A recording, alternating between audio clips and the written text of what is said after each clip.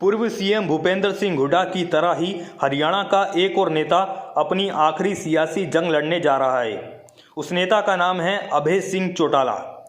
जहां भूपेंद्र हुड्डा अपने बेटे दीपेंद्र हुड्डा को सीएम बनाने के लिए आखिरी लड़ाई लड़ रहे हैं, तो वहीं दूसरी तरफ अभय सिंह चौटाला दोहरी मुसीबत में घिरे हुए हैं।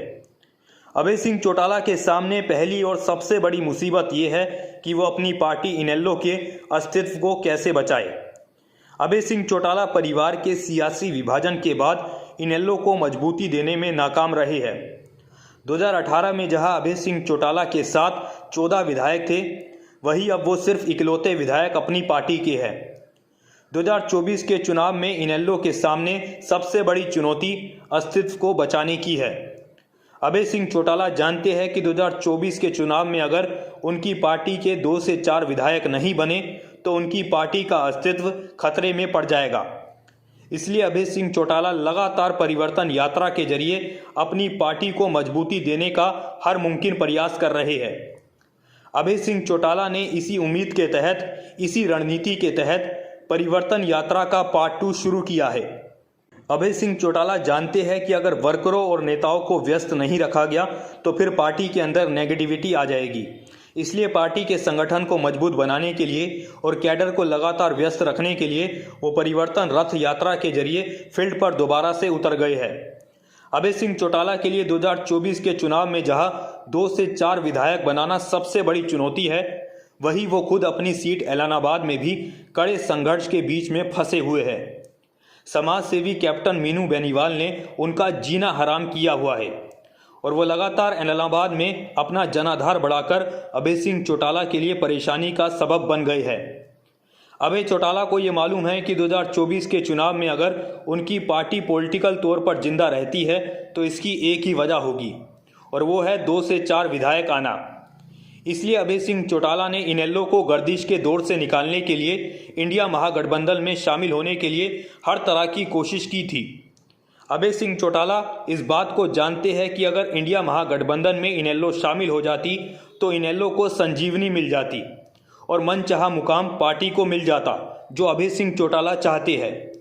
लेकिन कांग्रेस के वीटो पावर के चलते इनेलो को इंडिया महागठबंधन में शामिल नहीं किया गया और अभय सिंह चौटाला के सारे सपने चकनाचूर हो गए और अब वो इस मुसीबत में फंस गए हैं कि पार्टी को बचाए तो आखिर बचाए कैसे।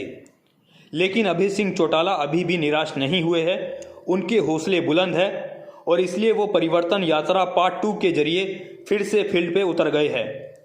अभय सिंह चौटाला के लिए लोकसभा चुनाव भी बड़ी चुनौती रहेंगे, क्योंकि लोकसभा चुनाव में इनेलो के लिए कोई सीट जीतना तो दूर, उनके लिए जमानत बचाना भी आसान नहीं होगा, क्योंकि हरियाणा की सियासत में इस समय साफ तौर पर बीजेपी और कांग्रेस के बीच लड़ाई दिख रही है और इस लड़ाई में ना तो आम आदमी पार्टी की कोई जगह है, ना इनेलो की कोई जगह है, ना जेजेपी की कोई जगह है और ना ही बीएसपी की कोई जगह है। यही वजह है कि अभय सिंह चौटाला लोकसभा चुनाव से पहले अपनी पार्टी को मजबूती देना चाहते हैं और अपने कैडर को दोबारा से मजबूती के साथ खड़ा करना चाहते हैं, ताकि लगातार फील्ड में एक्टिव रहने से वोट बैंक में कुछ इजाफा हो सके। इसके अलावा अभय सिंह चौटाला के लिए दूसरी मुसीबत भी कोई कम छोटी नहीं है। अभय सिंह चौटाला की दूसरी मुसीबत है सीबीआई कोर्ट में चल रहा आय से अधिक संपत्ति का केस। अभय सिंह चौटाला का ये केस अब डिसाइडिंग फेज में पहुंच चुका है और अब इस केस में अभय सिंह चौटाला के लिए अपने पक्ष में गुहाइयाँ पेश करने का दौर शुरू हो चुका है। यानी अभय सिंह चौटाला अब इस केस को लंबा नहीं खींच सकते हैं, उन्हें अपने पक्ष में अब गुहाइयाँ पेश करनी होगी।